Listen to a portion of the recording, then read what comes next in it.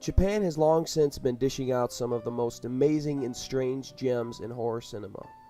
This is a list of my personal favorites. I feel as though, going by statistics, it just wouldn't give the respective movies the attention they might otherwise deserve. However, much of this list can be predicted when thinking of Japanese horror, and they rightfully deserve their respective places on this list. But there are a few that are surprisingly lesser known than others. Anyway, on with the list. At number 10, we have Tokyo Gore Police. Everything about this movie screams Japanese horror comedy cinema. It is also one of the most stupendously gory, sickening, and sexual movies I have ever seen, and I love it. The reason it is number 10, however, is because the movie is just not scary. It's not really even horrifying. It can be hardly taken seriously. It has some of the strangest visuals, ideas, and creatures I've ever seen, but it's still more comedic than anything. To summarize, it's kind of like Power Rangers, just with more blood and sexual references. At number 9, we have Godzilla. No Japanese horror list is complete without this global icon. Everybody's favorite kaiju has been smashing up buildings, people, and monsters since 1954, and again, is a global icon. No, Godzilla isn't scary by today's standards, but back when this first came out, anything seemed possible. So, as a result, Godzilla became a frightening idea that defined many movies after it. Movies today probably wouldn't be the same without our favorite reptile from the sea. At number 8, we have another extremely popular film named Ringu, more commonly known here in the States as The Ring. A common theme from Japanese horror culture is the idea of ghosts existing for revenge and coming to wreak havoc on a world that, for lack of a better term, killed them. What made this movie terrifying was the fact that it tapped into the age-old saying of curiosity killed the cat, picking at the human nature that forces us to pick something up that is claimed to be cursed. I can't really say much about this movie that hasn't already been said 100 times before, much like Godzilla, but the fact remains that Ringu is an important film, not only in Japan, but to the rest of the world as well. At number 7, we have Suicide Club. This one is well known to any Japanese horror movie enthusiast. It's bizarre to say the least. The movie is a complete mess plot-wise, but considering the premise of the story, it does its best. This movie is about one thing, shock, and this movie does it very well. There is one particular scene with a train in which 50-something girls hop off of a platform and onto a track in front of an oncoming train.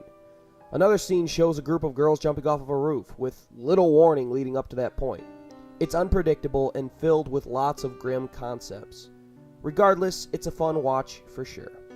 At number 6, we have Carved, the Slit-Mouthed Woman. This one is based off of a Japanese urban legend in which a ghost woman, who is wearing a mask, approaches you on the street, asks you a question, takes off the masks, asks the question again, and if you don't answer to her satisfaction, she cuts your face with her giant scissors. If you answer correctly, well, then she follows you home and murders you on your doorstep. You're pretty much screwed either way. Spooky stuff, right? Well, the movie is no exception. This one isn't as bizarre and chaotic as other entries on this list. In fact, it is the most Western-style J-horror film I've ever seen, but it works really well with the idea. A lot of people I've talked to, and a lot of articles I have read, aren't fond of this movie. Frankly, I just can't agree with them. Yes, there are a few questionable moments, but nothing I can't look past. I thought it was cleverly shot, and the effects were not terrible. All in all, it was a really fun movie. At number 5, we have Dark Water. The plot is pretty basic for a ghost story, but what Japan executes flawlessly in their film is the visuals, and this movie had some very disturbing visuals indeed. So, a mother and her daughter move into an apartment, and the apartment roof has a leak that gets bigger and bigger.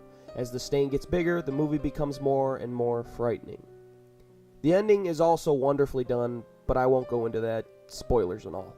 Now, this movie was also remade in America, but it's nothing special. It sort of eliminates the mysticism of the original Dark Water.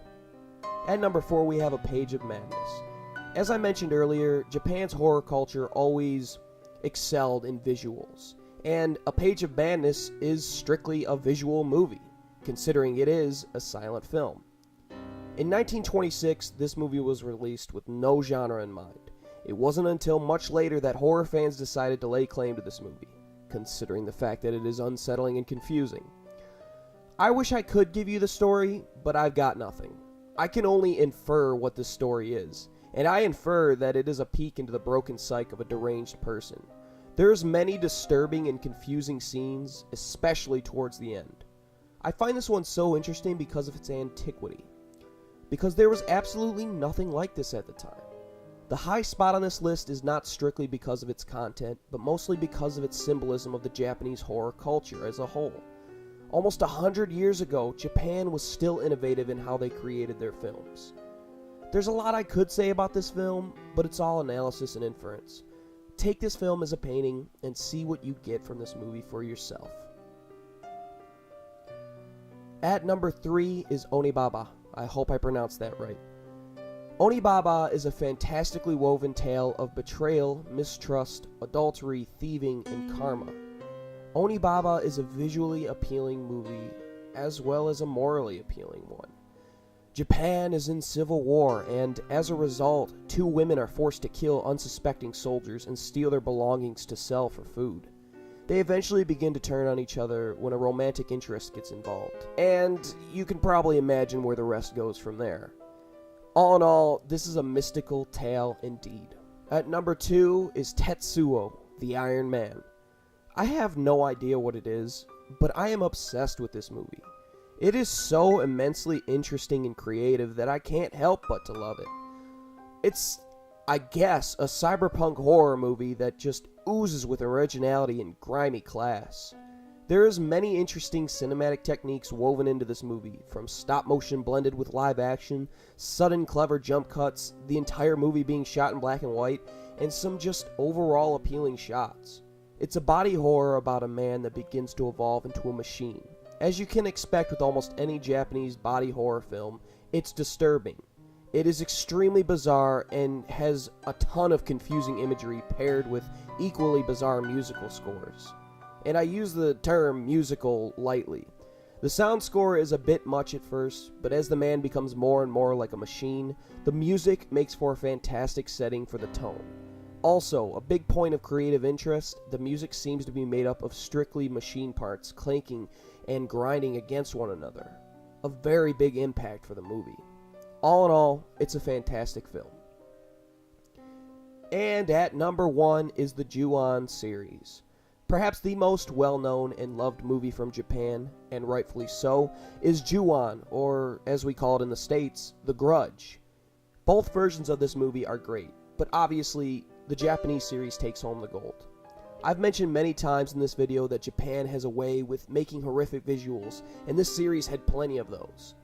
The Ju-On can be thanked for all of the terrifying ghost stories we have today. One of the first and few movies that manages to make you feel vulnerable the whole time. Any moment could mean seeing the petrifying ghost girl or hearing the blood-curdling growl of the ghost boy. The scares are still some of the best in the business as well. My 2 personal favorites being the scene under the blanket and the scene where the ghost girl comes down the stairs. Ju-On is by far the most terrifying Japanese horror film to me, and its age only increases the sheer beauty of the series, and rightfully so, considering the Ju-On ghosts still remain one of the biggest mascots for not only Japanese horror, but also for the paranormal horror genre as a whole. If, by chance, you haven't seen this movie and ignored all other entries on this list, please do yourself the favor and pick up any entry in the series and give it a watch.